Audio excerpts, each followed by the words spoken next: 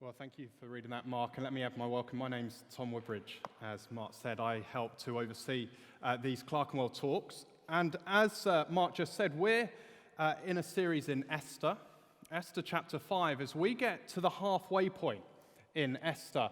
And it's something of a cliffhanger as we get to the end of this chapter. I don't know about you, but as I was reading this, I kind of wanted to carry on and go, well, what happens? Let's go on to chapter 6 and chapter 7. And I'm afraid that's going to have to wait for another week, so don't read on just yet. As we get to this point, at the end of chapter 5, as we work through chapter 5, as Esther delays bringing her request to the king, has she missed her chance? As Haman flies off the handle in a desperate rage, is this it for Mordecai? Who's going to get there first with what they want to do? Where are we heading? What are we to make of these events in chapter 5? And as we've seen so far through Esther and the chapters we've gone through so far, as we've heard so far, Esther is a book in the Bible where God is not mentioned once. And yet so far we've seen that far from being out of the scene, we've seen that God is very much behind the scenes at work. But what about here in chapter 5? As we're left with the question, what's going to happen next? Who's going to get there first, Esther or Haman? So we're also left asking the question, where is God here? And if you're anything like me, we find ourselves asking this question not just when it comes to Esther, but in our own lives as well. As we go through the uncertainties of life, as events maybe spiral out of our control, or it's not going in the direction that we had hoped it would go, or we don't even know what direction it's going to go in. And so we ask the question, where is God right now? And it's not just Christians who seem to ask that question. The world around us, especially sometimes when there's a disaster, love to ask the question, God? Yeah, right. Where on earth is he right now? So what are we to make of events in this chapter? Where is God? Where are we going? Well, let's get into the story and let's find out. As first we see a deliberate delay, or the question of a deliberate delay. If you weren't with us last week, or if a week seems a long time ago, let's recap where we find ourselves at this point in the story of Esther. An edict, a law has gone out across the whole land that all Jews, we find out at the end of chapter 3, all Jews are to be killed, destroyed, annihilated. And so Mordecai calls on Esther in her position as queen and says, you need to do something about it. Can you do something about it? And after a bit of persuading, Esther's in. She'll go to the king. But there's no guarantee. Esther says at the end of chapter 4 that you cannot approach the king without being requested. Anyone who does so, in fact, that is an offense that's punishable by death. And so you are relying on the mercy of the king to let you off for whatever reason. And Esther says, I've not been called to the king for 30 days now. What hope have I got? And so she calls on the Jews to gather round and to fast for 3 days. And it's that third day that we get in verse 1. On the third day, Esther gets ready to approach the king. She puts on her royal robes and she stands in the inner entrance of the court of the palace, awaiting her fate. Esther at this point is literally standing on the cliff edge of life and death. For her, it is life and death moment. She's doing something that you cannot do that's punishable by death. And so what will happen? Will she find mercy or will she be killed? But not just for Esther, but for the people of God. The Jewish people are on the cliff edge of life and death. And Esther, it seems, is their final hope, right? It's one of those heart-in-mouth moments as Esther approaches the king. What is going to happen? It's like, if you've seen it, the final moments towards the end of the Lord of the Rings trilogy, as Frodo is fighting to get rid of the ring, and all of us are just shouting at the screen, just do it, get rid of the ring, throw it in that fire. And yet there's the hesitation and there's the doubt in Frodo, and you're going, come on, do it. And so Esther stands waiting on the edge of life and death. And the king looks up and sees Esther. And a smile comes on his face. The narrator says he is pleased with Esther. And so he extends out the golden scepter, a sign of acceptance, that mercy, that Esther can come and freely approach the king. Esther's in. So good so far, right? And not just in, look at how the king speaks to Esther in verse 3. The king asks, "What is it, Queen Esther? What is your request?" He can see that Esther wants to bring some kind of request to the king. "Even up to half the kingdom, it will be given to you." What an offer. Unlikely to be a literal offer, but a symbolic offer to say, Esther, come with confidence. Come and bring your request, and know that I am generous. Up to half the kingdom. Know that you can have confidence as you come to me. You can expect a generosity. What a result. Not only has Esther been accepted into the presence of the king, but the king has responded and said, what is your request? Come with confidence, expect generosity. And so as we read this, and so if we were watching any kind of Hollywood blockbuster on Esther, we're waiting for that request to come from her to the king. And yet it feels like something of a dramatic anticlimax. Instead of the plea for her people, it's an invite to a party, a banquet. A party for three, for Queen Esther, for King Xerxes, and for Haman. Haman, who we've learnt in chapter 3, has been elevated and given the seat of honor above anyone else in the land. Yet Haman, we learn, who is an enemy of the Jews, and has sent out this law, this edict, to wipe them out. And so the king is seemingly excited by this prospect. He wants to go. He's hurried, verse 5. "Bring Haman at once," the king said, "so that we may do what Esther asks." The banquet is enjoyed. Wine is shared. And so the king again turns to Esther, verse 6. As they were drinking the wine, the king again asked Esther, "Now what is your petition? It will be given to you. What is your request? Even up to half the kingdom." There it is again. "It will be granted." Here we go. Perfect. The king is on side. Now here's Esther's opportunity, right? And yet again, Esther delays. "Another banquet," she says. "Come along tomorrow, the two of you again." And then, end of verse 8. "Well, then I will answer the king's question." And that's it. We leave the scene. We don't find what happens for another 2 chapters. It's chapter 7. It's 2 weeks' time. Not even next Wednesday, but the Wednesday after, where we'll find out what happens. And so we're left with this question at this point. Why has Esther delayed? Why has she waited to bring her request to the king? She knows the situation. The Jews, her people, are in danger. She knows the opportunity she has as she stands before the king, welcoming her to bring her petition, her request. And yet she delays for another day. Why, oh why, Esther? And it seems to be a bit ambiguous. The author doesn't tell us why there is a delay.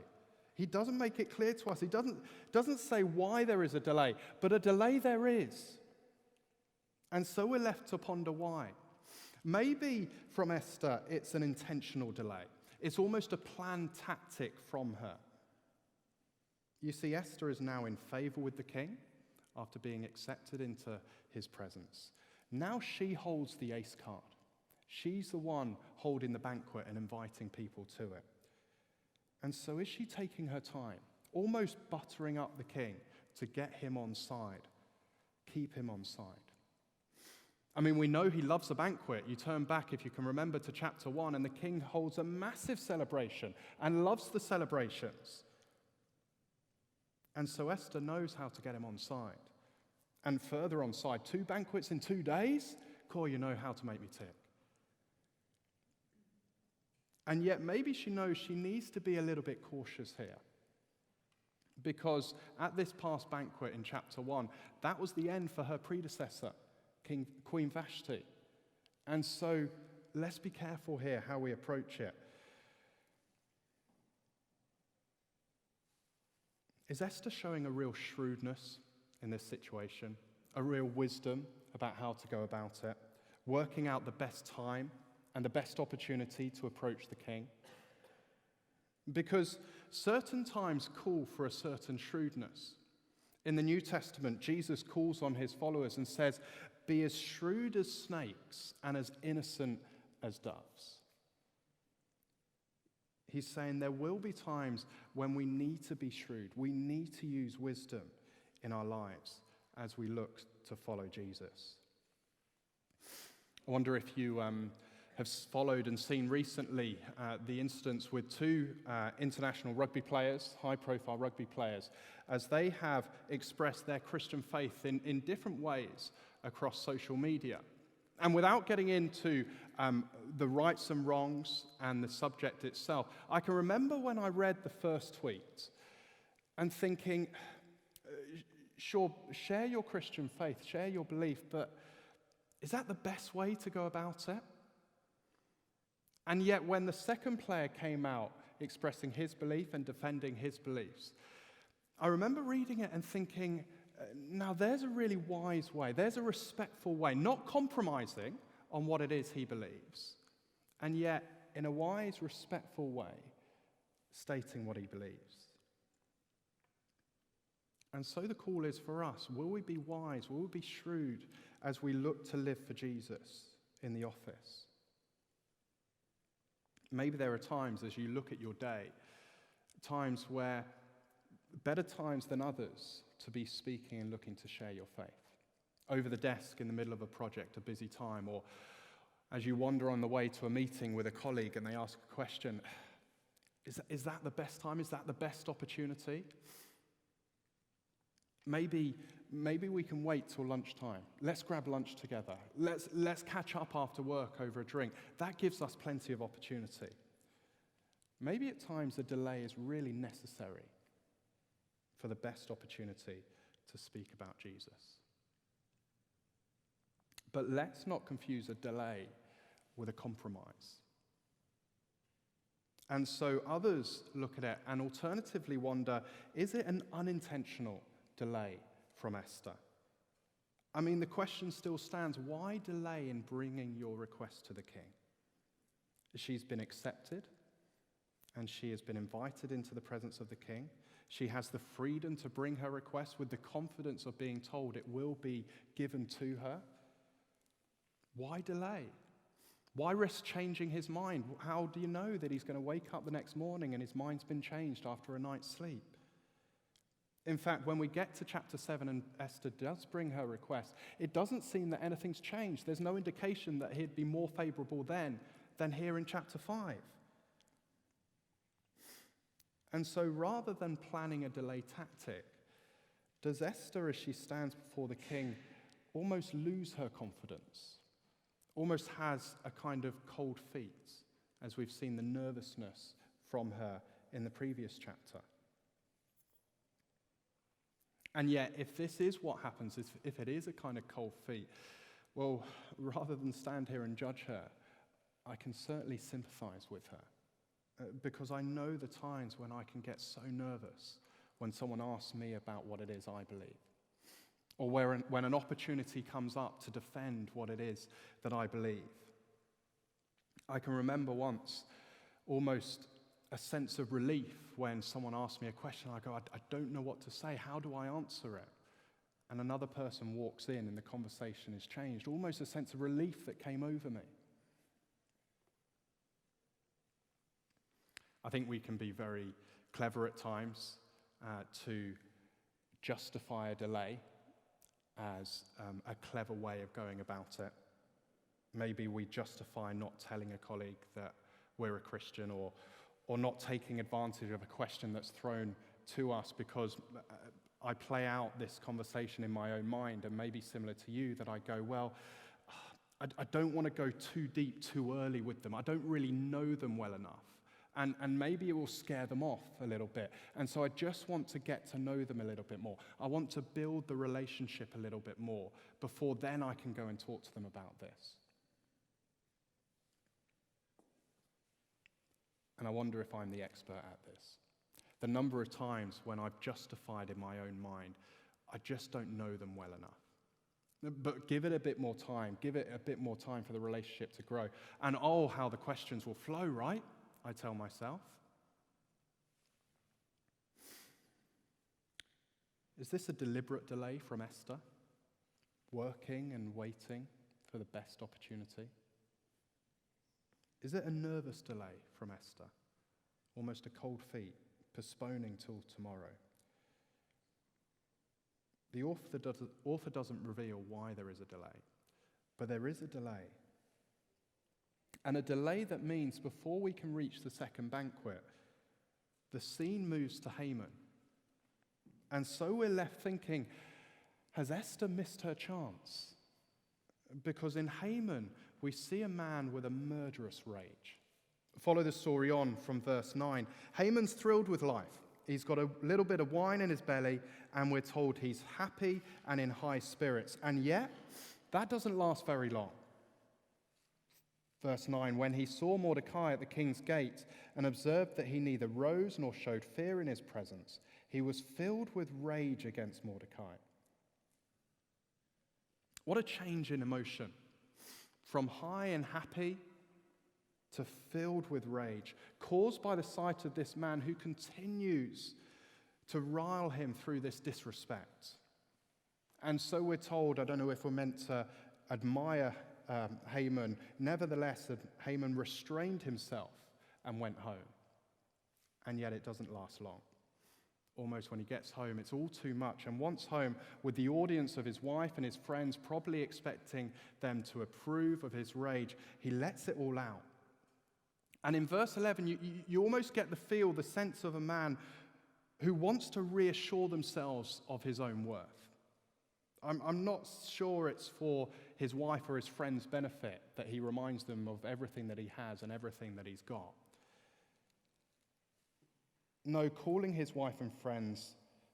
together his friends and Zeresh his wife, Haman boasted to them about his vast wealth, his many sons, all the ways the king had honored him, and how he had elevated him above other nobles and officials.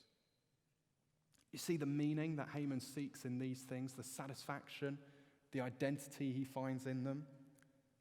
And that's not all, he goes on in verse 12. Let me go on, he says.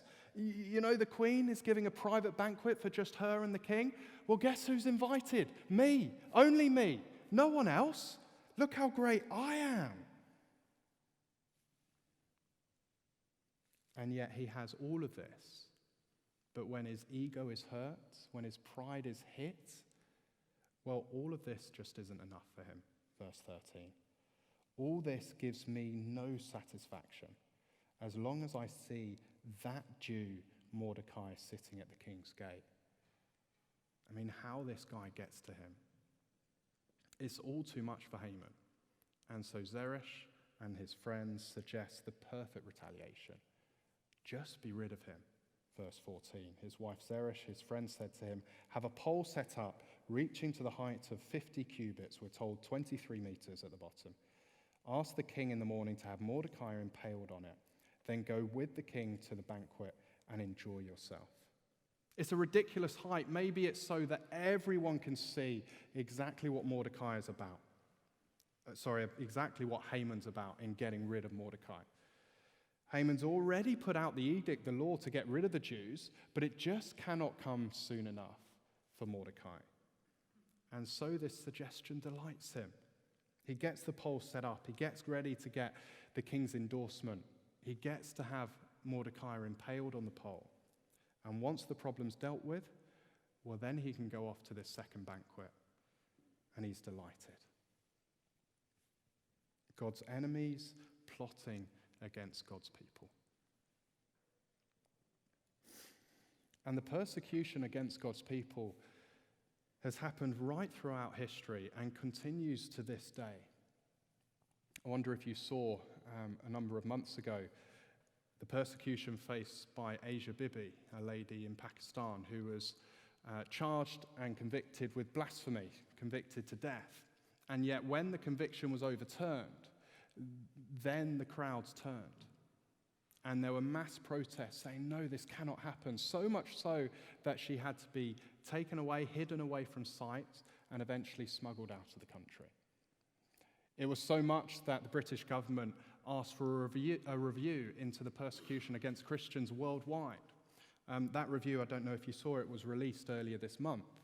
And it turned out, the review said, that Christianity is the most persecuted religious group, with persecution, and I quote, at near genocide levels in parts of the world, with 1 in 3 Christians suffering persecution. 1 in 3. I wonder if that's true in this room today. Maybe not. Probably certainly not in the ways in which other Christians around the world face persecution. But the Bible makes it so clear. Anyone who wants to follow Jesus will face opposition and suffering. And that opposition will take its form in different ways. And so in the West, here in Britain, whilst that opposition may not be physical, well, it's certainly not popular to be a Christian these days. It's certainly not popular to hold, and even more so to express, traditional Christian views as held in the Bible. And so woe to you if you dare speak out against society.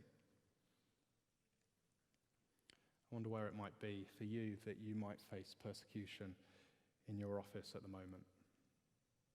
Maybe it's as simple but as clear as making a stand against, a stand for right ethical practice, just not prepared to lie, not prepared to fix the numbers as your boss might want.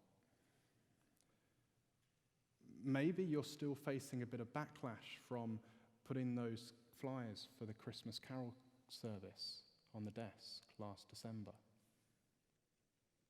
Maybe it's just an ongoing ridicule. Really? You're foolish enough to believe in that old fairy tale? God, where are you? Where are you for Esther and for Mordecai and for the Jewish people?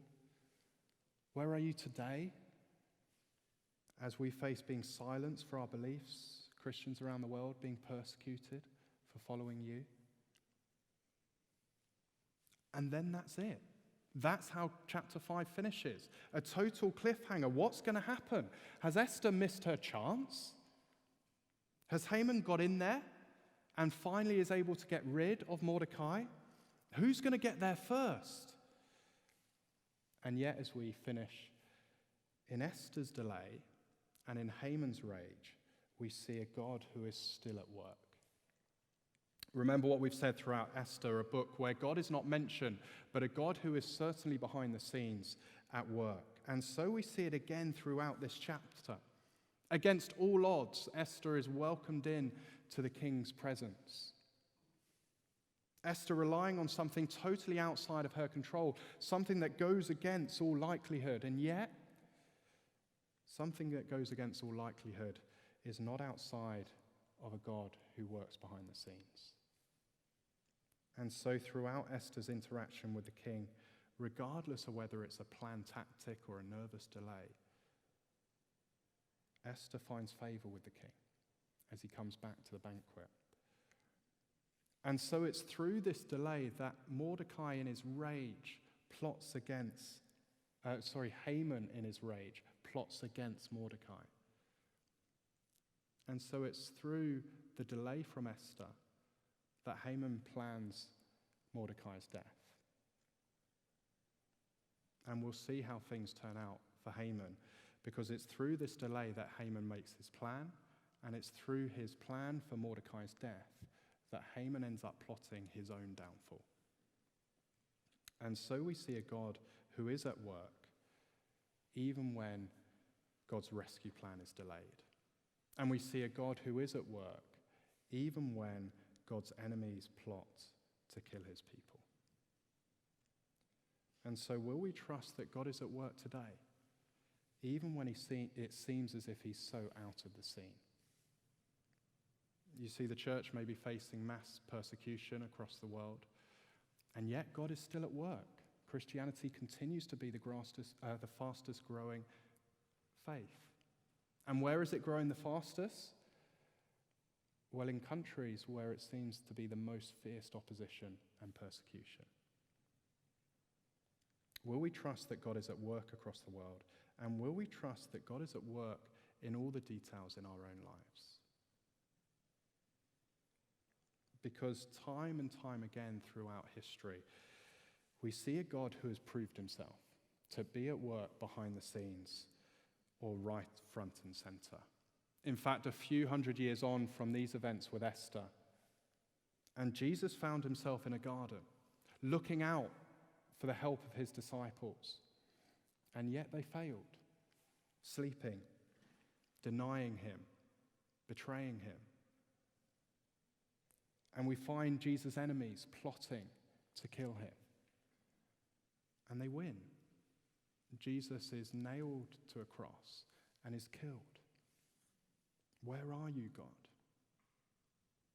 And yet, as our chapter this lunchtime started, it's on the third day after Jesus was killed that God showed he was at work, raising Jesus from the dead and having the victory. In the midst of Esther's delay, in the midst of Haman's rage, is a God who is at work, both then in the lives of his people and today in the lives of his people. And so will we trust him in all the situations we might find ourselves in? Let me pray for us. Father God, thank you for the work that you are doing in the lives of those who follow you. Thank you that we can see that even in Esther's delay, whether planned and working it out, or whether unplanned, we still see you at work.